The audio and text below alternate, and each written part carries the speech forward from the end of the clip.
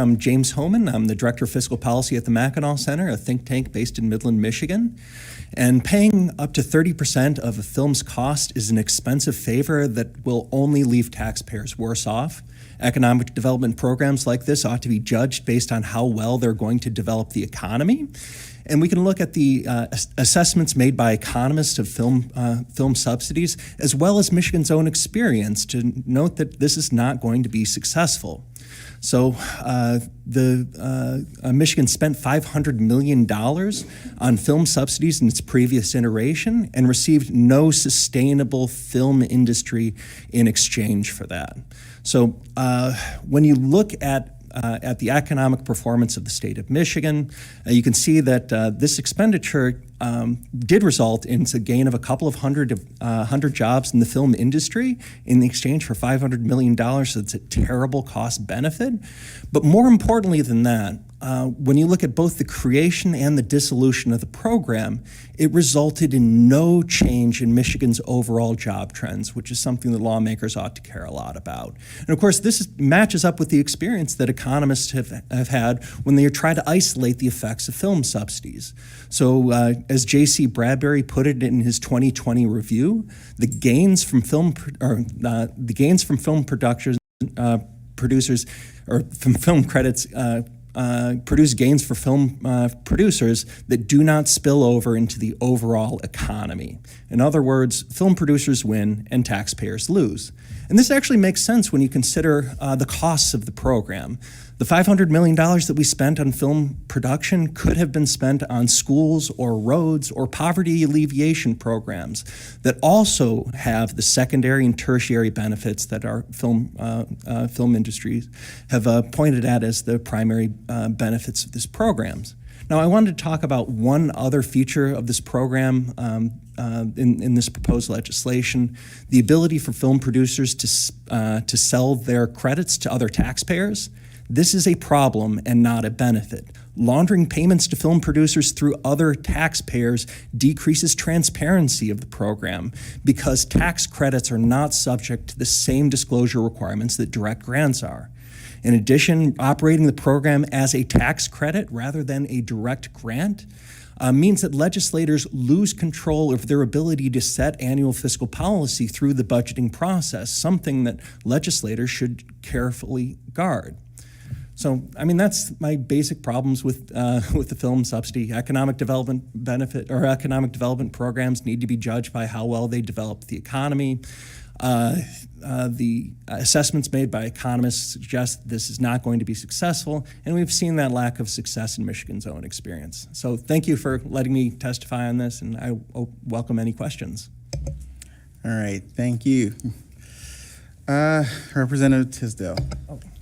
Thank you, Chair Hoskins. Mr. Homan, over here. Oh, yeah. Real quickly, so you said the idea of subsidizing up to 30% of the production costs. So this is a tax credit. Would any of these production companies have a Michigan tax burden equal to 30% of the cost of their production? From the Michigan's experience, when it was a refundable tax credit, there's not much. There's a lot of shell games that can be done to hide revenue, and Michigan only taxes C corporations in its corporate income tax. So yeah, there's very little tax revenue. The tax credits are costs. But up to 30% of the tax credit could be up to 30% of the production cost? Of their Michigan spend, subject to the restrictions that the bill has, which I think the chair has kind of gone over. But yeah, it's up to 30% of the cost. That's the benefit the companies receive. Of a tax credit? Credit for their tax burden? So no, they get 30% of what they spend in Michigan, again subject to restrictions, and they take that tax credit and then they sell it to, which is not based on what their tax liabilities are. It has nothing to do with their tax liabilities. These production companies should have very little tax liability, so they get this huge tax credit that they can't use and they can't trade in for a refund, and then they sell that to another taxpayer. So the production company receives cash, they go home with cash, and then another company buys that tax credit at a discount and then uses that to defray their tax liabilities. Okay, but this is not a refundable program. This well, so No, it's company not refundable. Yeah, it is non-refundable, but the company that receives these tax credits do come away with cash, and there are consequences for that cash. That is money that is going to be used to defer some other taxpayers' tax liabilities that they would not have received otherwise, which means that in lieu of this program, you would have $2 billion worth of cash that you could spend on schools or roads or sewers or any other public service that is a priority for lawmakers. Okay, thank you. Representative Van Workum. Thank you, Mr. Chair. One of my questions is related to that process of reselling those credits. One of the information sheets we have in front of us says it's a broker.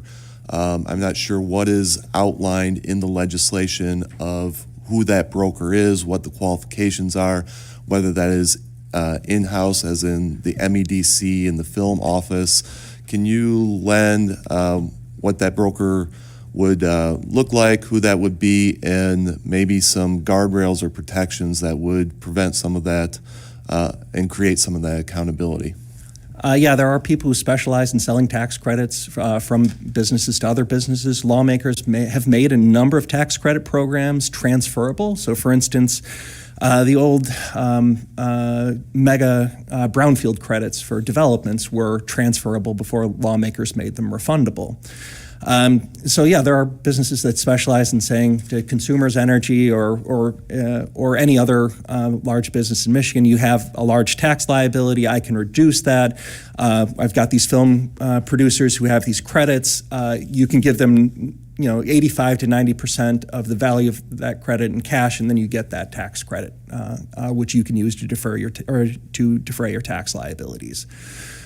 Yes, the brokers do take a cut. It's a pretty small amount, but yeah, they exist. You raised some concerns about some of the accountability on that, particularly for lawmakers. Is there some suggestions that we should consider as we're reviewing this? Yeah, I mean, as I said, there are a couple of different types of credits. I would much prefer to see, I don't like the tax credit because it decreases the amount of transparency in the program. Because again, the ability of residents to get information about tax credits is much less than the ability to get information about direct expenditures. So I don't know how disclosable those brokers' fees are going to be, who eventually receives these tax credits, what discount has been offered from this one, or even whether that type of information is FOIA-able.